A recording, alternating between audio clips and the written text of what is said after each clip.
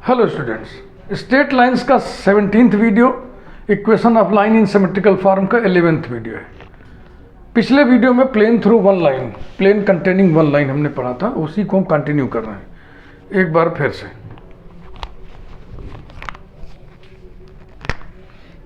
Equation of plane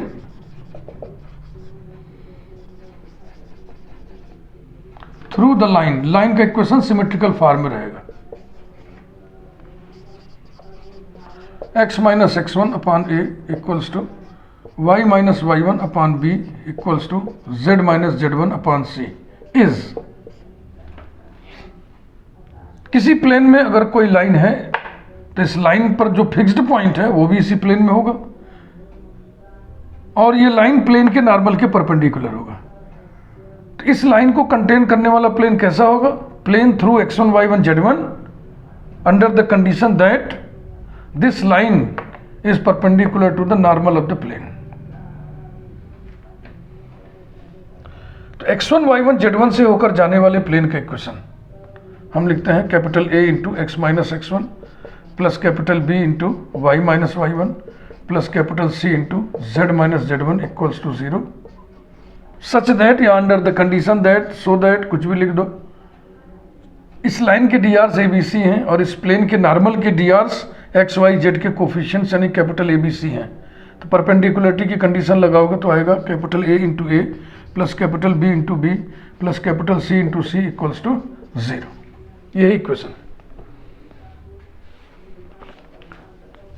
देखो, किसी एक लाइन से होकर जाने वाला प्लेन अनेक हो सकता है ना। इस लाइन से होकर जाने वाला प्लेन ये भी है, ये भी है, ये भी है, ये भी है, ये भी है, ये भी है, ये सब प्लेन इस लाइन को कंटेन कर रहे हैं ना। तो इसका मतलब एक लाइन से होकर जाने वाले प्लेन्स की संख्या इनफाइनाइटली मेनी होगी।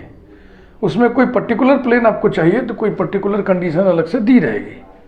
वैसे भी एनालिटिकली सोचिए, there are 3 unknown variables a B c. इसके लिए हमें इक्वेशंस की संख्या कितनी चाहिए? 3, और है यहाँ पे 2 ही, कुछ छूट रहा है। तो क्वेश्चन में कोई ना कोई एक कंडीशन और दी रहेगी, तब जाकर के क्वेश्चन पूरा सॉल्व होगा। एग्जाम्पल्स के क्रम को आइए आगे बढ़ाएं। एग्जाम्पल हम लोग पढ़े थे कहाँ तक? एग्जाम्पल 19 तक। Let us see example 20।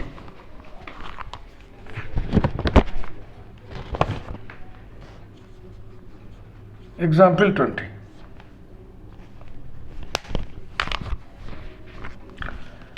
Find the plane through, find the equation of plane through ना लिख के शॉर्ट में फाइंड द प्लेन थ्रू लिखा जाता है। Find the plane through 1, 2, -1 and containing the line. Containing the line one है through the line. Containing the line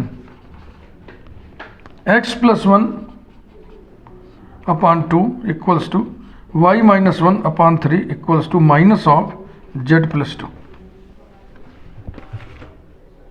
ठीक, solution देखिए।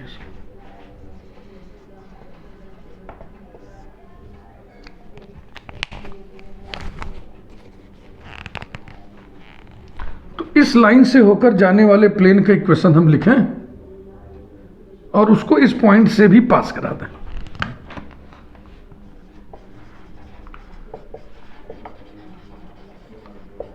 Plane through the line x plus 1 upon 2 equals to y minus 1 upon 3 equals to z plus 2 upon -1। चलेगा? ये -1 नीचे कर दिया हमने। Is concept समझ लिया, ज्योमेट्री पूरी समझ लिए। अब थोड़ा एनालिटिकली ट्रिक्स भी देखिए। ये जो 2 इक्वेशन लिखे गए हैं, इससे कैसे लिखे गए हैं? तीनों के न्यूमरेटर्स में कैपिटल ABC से गुणा करके जोड़ के 0 कर दो। तीनों के डिनोमिनेटर्स में वही कैपिटल ABC से गुणा करके जोड़ के 0 के बराबर कर दो। ये 2 इक्वेशन ये बन गया। यानी कि capital A into x plus 1 plus capital B into Y minus 1 plus capital C into Z plus 2 equals to 0। Number 1 under the condition that या such that 2 into capital A plus 3 into capital B minus 1 into capital C equals to 0। Number 2 अब एक condition और दी गई है कि इस plane को इस पॉइंट से भी होकर जाना है। If this plane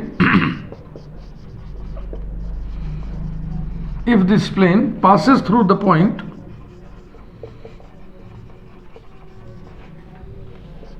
passes through the point 1 2 minus 1 then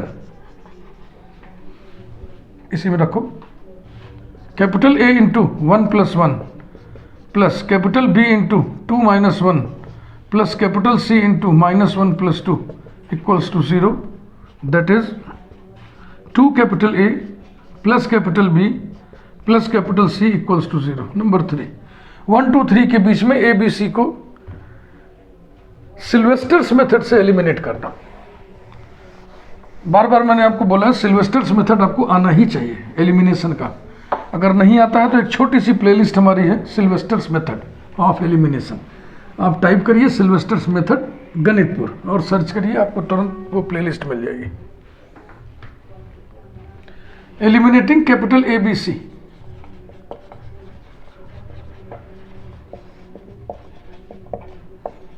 bye Sylvester's method. Sylvester mathematician का नाम है बाय सिल्वेस्टर मेथड। वी है, इसको लिखते कैसे हैं देखो, डिटर्मिनेंट बनाओ इक्वल्स टू 0 कर दो। तीनों इक्वेशन में कैपिटल A पहले कॉलम में कॉमन है, तो कैपिटल A को छोड़ करके जो बच गया वो लिख दो, पहला कॉलम बनेगा x प्लस 1 2 2। दूसरे कॉलम में कैपिटल B कॉमन है, कैपिटल B को छोड़ के जो बच गया उसको लिख दो y माइनस 1 3 1। तीसरे कॉलम में कैपिटल C कॉमन है, कैपिटल C छोड़ के जो बच गया उसको लिख दो z प्लस 2 माइनस 1 1 ये, और इसको एक्सपेंड कर दो।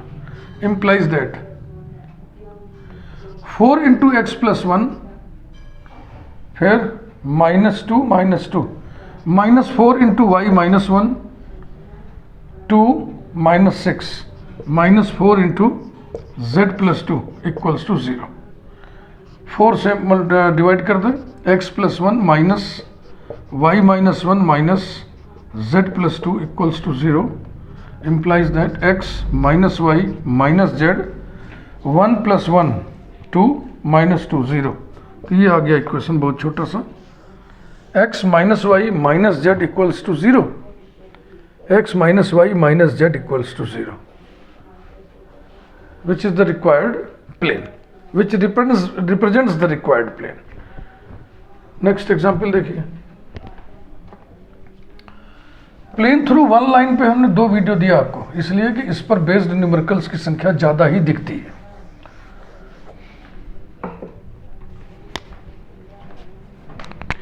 Example 21,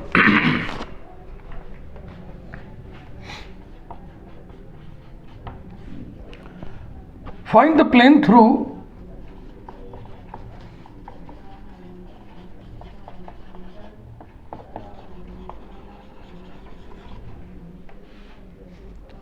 x minus 2 upon 2 equals to y minus 3 upon 3 equals to z minus 4 upon 5 and parallel to x axis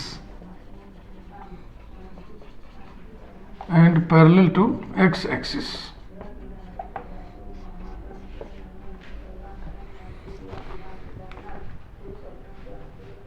plane through one line में एक कंडीशन और हमेशा दी रहेगी,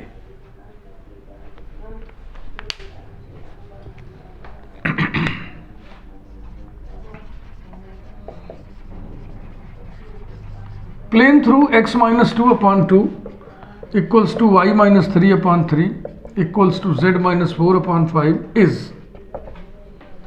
capital A into x minus 2 plus capital B into Y minus 3 plus capital C into z minus 4 equals to 0 under the condition that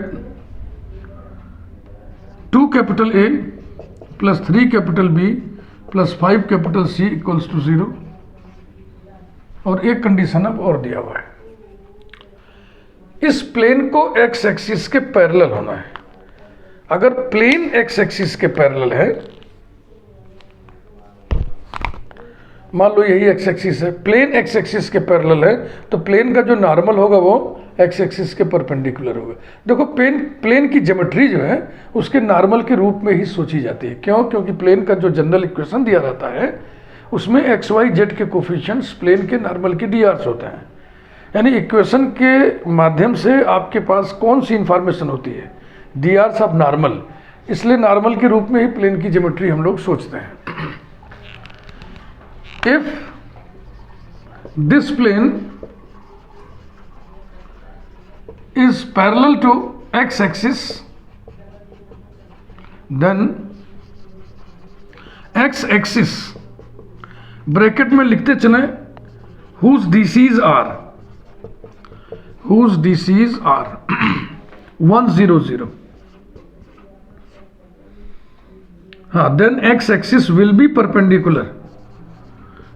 perpendicular to normal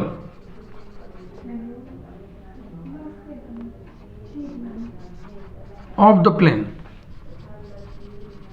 It follows that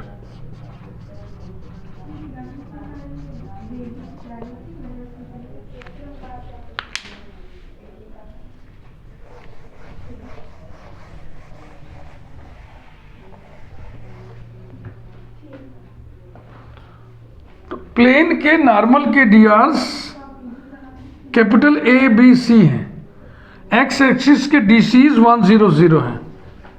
तो एक plane के डीआर्स आपको एक line के डीआर्स आपको मालूम है, capital A B C.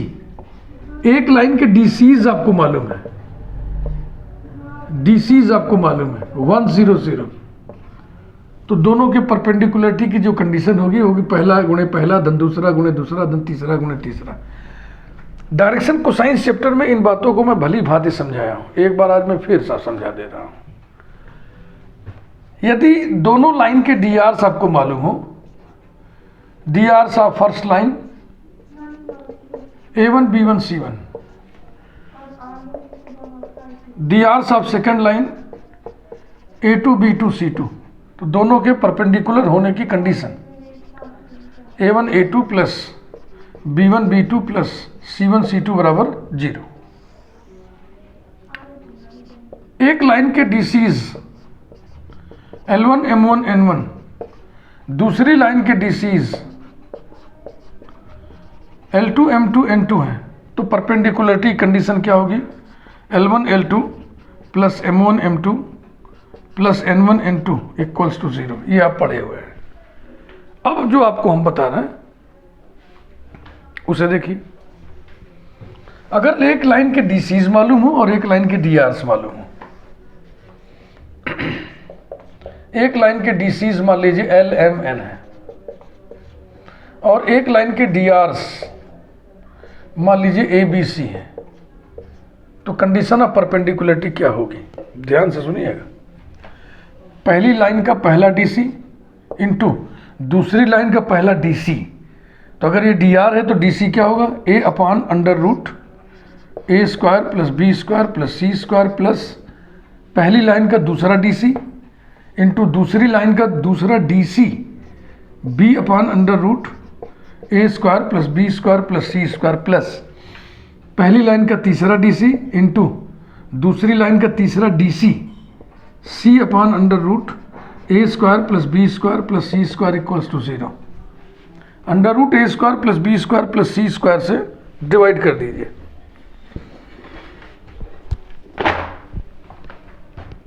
Divide कर दीजिए ना, इससे मल्टीप्लाई करिए, नीचे मल्टीप्लाई करिए, नीचे डिवाइड करिए और पूरे में मल्टीप्लाई करिए, तो जाएगा L into A plus M into B plus N into C equals to 0। यही चीज़ मैं आपको बताना चाह रहा था। पहला डीसी इंटू पहला डीआर प्लस दूसरा डीसी इंटू दूसरा डीआर प्लस तीसरा डीसी इंटू तीसरा डीआर इक्वल्स टू 0। फिर से मोटा मोटा दिमाग में बात बैठा लो। दोनों लाइंस के डीसीज दिए हुए हों तो कंडीशन ऑफ परपेंडिकुलरिटी क्या होगा? First into first plus second into second plus third into third equals to 0। दोनों लाइंस के डीआर्स अगर दिए हों तो कंडीशन ऑफ परपेंडिकुलरिटी क्या होगा? वही first into first plus second into second plus third into third equals to 0। यदि एक लाइन के डीसीज दिए हुए हों और एक लाइन के डीआर्स दिए हुए हों, तब कंडीशन ऑफ परपेंडिकुलरिटी क्या होगा? वही first into first plus second into second plus third into third equals to 0। तो ये बहुत ही बढ़िया कंसेप्ट है, इसको हमेशा दिमाग में बैठाइए। बार बार ऐसे डीसीज में कन्वर्ट करने की ज़रूरत नहीं है जब हम परपेंडिकुलरिटी की बातचीत कर रहे होते हैं तब। तो चलिए शुरू करिए। कैपिटल ए इंटू 1 यानी 1 into capital A plus 0 into capital B plus 0 into capital C equals to 0। Number 3, eliminating capital A B C, eliminating capital A B C by Sylvester method, by Sylvester's method we have determinant ABC हटा के लिखते हैं तो हम row wise लिख दे रहे हैं x minus 2 y minus 3 z minus 4। Second row में हो जाएगा 2 3 5 और थर्ड रो में 1 0 0 equals to 0 implies that. Third row से एक्सपेंड कर दीजिए तो ये छूटेगा, ये छूटेगा, दिस इंटू दिस, यानी कि 5 into Y minus 3 into Z minus 4 equals to 0 implies that 5y minus 3z minus 15 plus 12 minus 3 equals to 0। This is the equation of required plane. 5y minus 3z minus 3, बिल्कुल ठीक है। Clear? एक example और देखिए।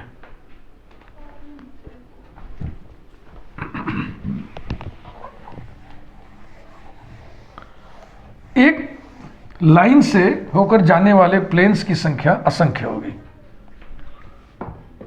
कोई एक plane चाहिए, खास प्लेन, तो कोई एक कंडीशन अलग से दी रहेगी। अब एक कंडीशन नाना प्रकार से आपके सामने आ सकती है ना, इसलिए इसमें इस टाइप में न्यूमेरिकल्स की संख्या, एग्जाम्पल्स की संख्या ज़्यादा ही दिख पड़ती है। Let us see example number 21।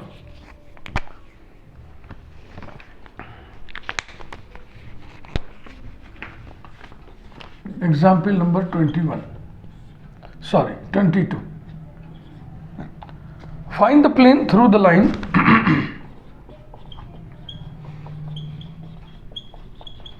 find the plane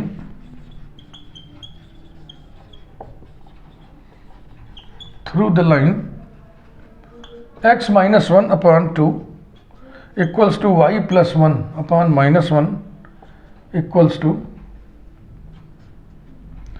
z minus 3 upon 4 and perpendicular to the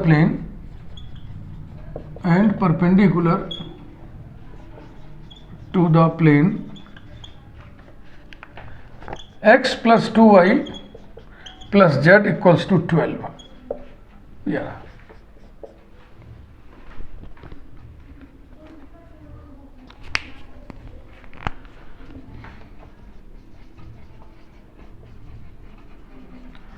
plane through x minus 1 upon 2 equals to y plus 1 upon minus 1 equals to z minus 3 upon 4 is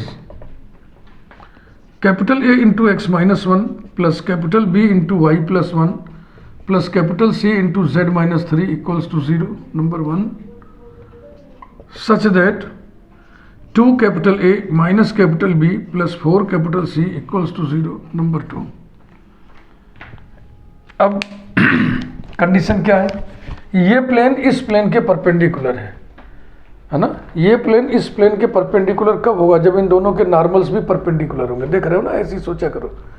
plane और उसके normal को लेकर के geometry इसी तरह सोचा करो। दो प्लेन अगर पैरेलल है तो उनके नॉर्मल्स पैरेलल होंगे। दो प्लेन यदि परपेंडिकुलर हैं तो उनके नॉर्मल्स परपेंडिकुलर होंगे। एक प्लेन अगर एक लाइन के पैरेलल है तो प्लेन का नॉर्मल इस लाइन के परपेंडिकुलर होगा। प्लेन अगर इस लाइन के परपेंडिकुलर है तो प्लेन का नॉर्मल इस लाइन के पैरेलल होगा। ऐसे आप सोचा करो। इफ दिस प्लेन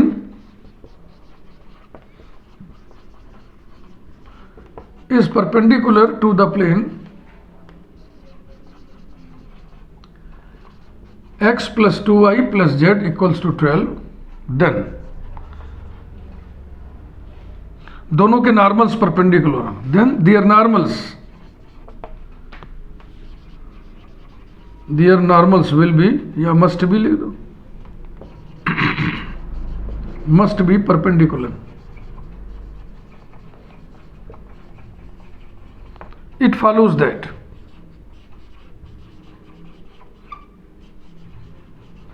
एक प्लेन के नॉर्मल के DRs capital A B C हैं, एक प्लेन के नॉर्मल के डीआर्स 1 to 1 है. कंडीशन ऑफ परपेंडिकुलरिटी लगाइए, capital A plus 2 capital B plus capital C equals to 0. Number 3, eliminating A B C by Sylvester's method we have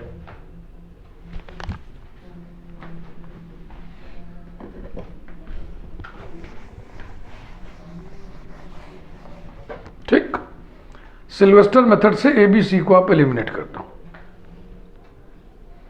देखो intermediate के बच्चों को जो ट्रेनिंग दी जाती है, ये दी जाती है कि इक्वेशन नंबर 2 और इक्वेशन नंबर 3 को क्रॉस मल्टीप्लीकेशन मेथड से सॉल्व करो.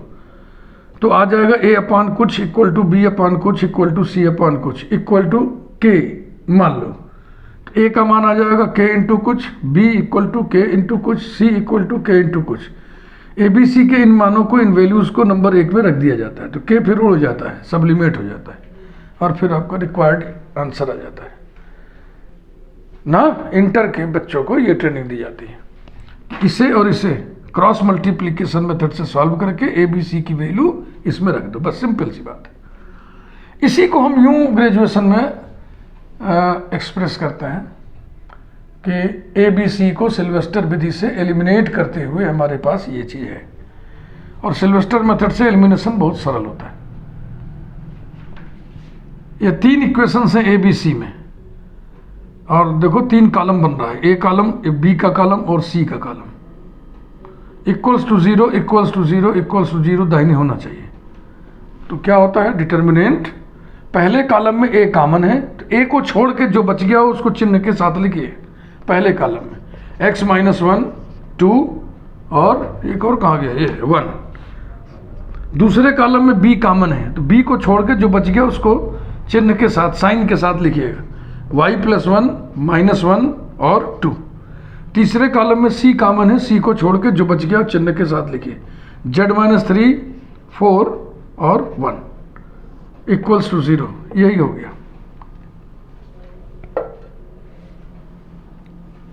क्रॉस मल्टीप्लिकेशन मेथड से इन दोनों को सॉल्व करके ए बी सी की वैल्यूज को जब इसमें तुम रखोगे तो यही आएगा, यही आएगा, डिटर्मिनेंट का फॉर्म आ जाता है.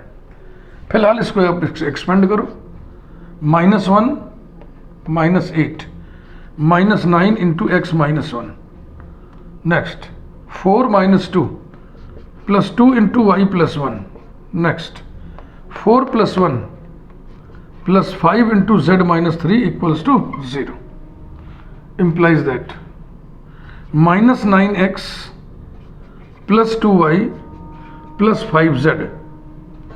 9 plus 2 11, 11 minus 15 minus 4 equals to 0. Minus से मल्टीप्लाई कर दो, क्योंकि किसी भी इक्वेशन में पहला टर्म नेगेटिव नहीं रखा जाता.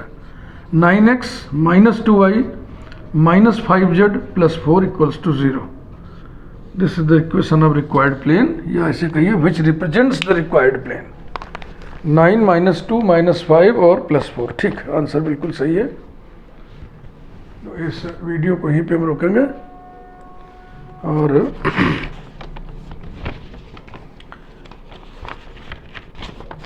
अगले वीडियो में हम लोग पढ़ेंगे line intersecting two lines. Line intersecting two lines ये आप पढ़ चुके हैं. जब शुरू के इस प्लेलिस्ट में शुरू के 6 videos equation of line in general form पर बेस्ड हैं. वहाँ भी आपको हम ट्रेनिंग दिए हैं कि जब लाइन के इक्वेशंस जनरल फॉर्म में दिए हुए हों और वो दोनों लाइंस स्क्यू लाइंस हों, तो उन दोनों को इंटरसेक्ट करने वाली लाइन के इक्वेशन कैसे लिखा जाएगा.